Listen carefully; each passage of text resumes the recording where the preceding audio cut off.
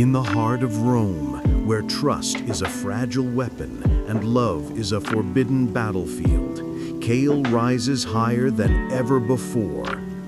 Now standing at the emperor's side, his victories are Rome's victories. But while the empire's enemies gather across the sea, an even more dangerous conflict brews in secret, the war between duty and desire.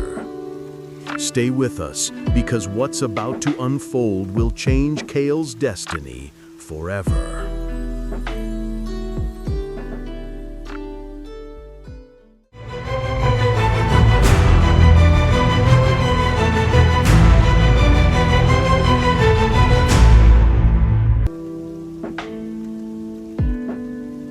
Noble, reflective, steady like a legend being told. Cael, still scarred from the wounds of his last battles, found himself in a role he never imagined, seated at the emperor's council table. For the first time, he was no longer a pawn, a gladiator, or a mere soldier. He was an advisor trusted with the fate of the empire. The emperor valued his battlefield instincts, calling on him when generals hesitated. To Rome, Cael was becoming more than a hero. He was becoming indispensable. And yet, every step deeper into power carried shadows. Senators whispered, some in admiration, others in jealousy. The same man once dragged from the galleys now had the emperor's ear. They remembered his rise in the arena, his survival against impossible odds. And some feared what a man like that might become if ambition consumed him. Cael, however, thought little of politics. His focus was the empire's safety and something more dangerous: the forbidden gaze of the emperor's daughter.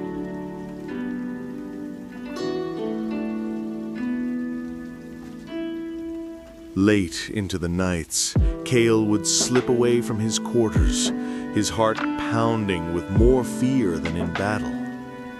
There, hidden in the gardens of the imperial palace, she waited, the emperor's daughter. She was fierce, intelligent, and unafraid of the world.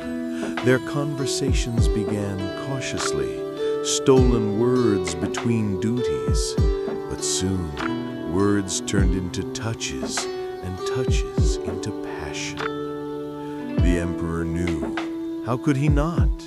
Yet he said nothing. Perhaps he saw in Cael a man worthy of his daughter, or perhaps he simply wanted loyalty that love could bind. Still, the risk was immense.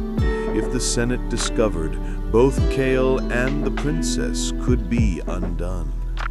For Cael, every night spent with her was both heaven and a sword hanging above his head. And yet he would not let go. For once, he allowed himself to feel not just like a warrior, but like a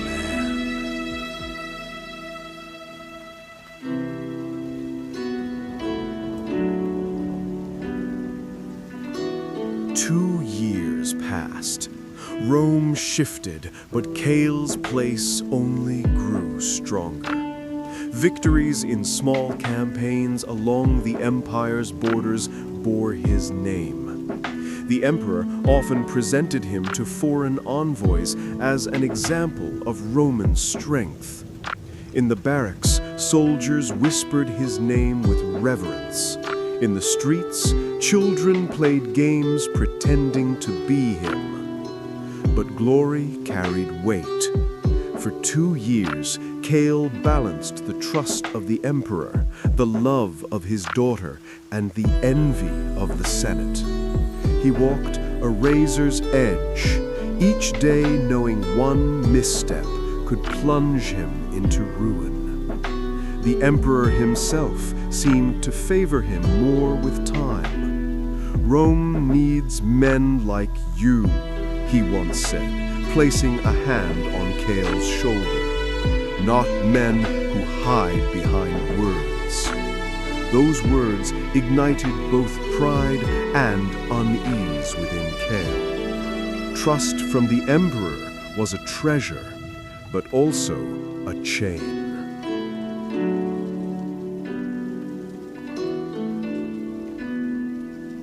But even Rome's strongest walls cannot silence distant thunder. Whispers arrived from across the sea.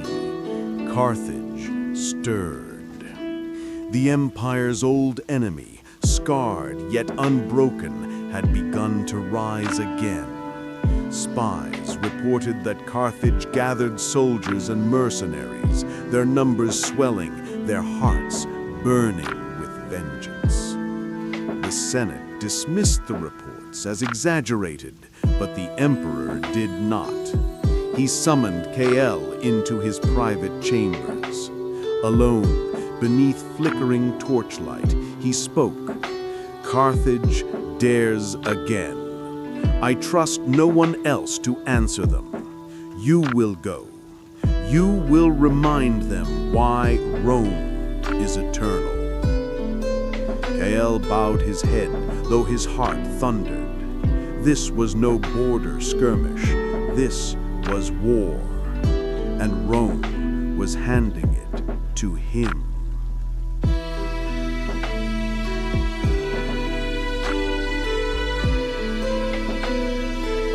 The night before his departure, Cael met the emperor's daughter once more in the gardens. She tried to be strong, but her voice trembled. 2 years were not enough, she whispered. Promise me you'll return. Cael, hardened by war, found himself helpless before her tears. He promised, and for the first time, he wondered if promises were dangerous lies soldiers told to ease the pain of leaving. Their embrace lingered longer than either dared, until footsteps in the distance forced them apart. Tomorrow, he would lead legions. Tonight, he was simply a man clinging to love.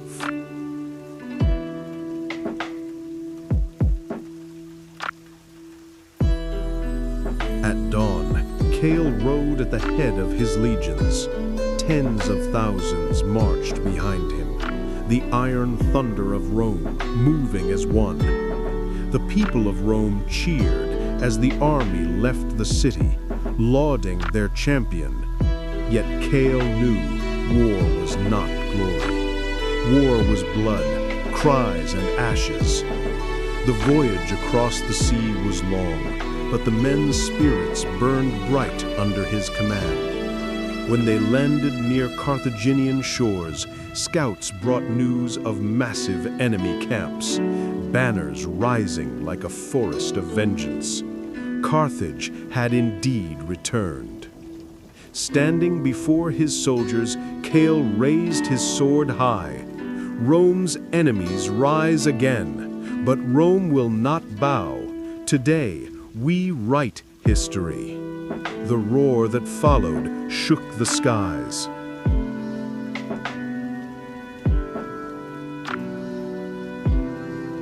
The first clashes were brutal. Carthaginian warriors fought like demons, fueled by centuries of hatred. But Cael proved his worth again. With cunning maneuvers, he encircled their forces, cutting supply lines, striking where they least expected. Each victory drove the enemy back, but the war was far from won. As night fell on the battlefield, Cael stood among the wounded and the fallen. The weight of command pressed heavily on his shoulders, but he did not falter. He thought of Rome, of the emperor who trusted him, of the daughter who waited, and of the promise he had made. The war had only begun, but Cael was ready.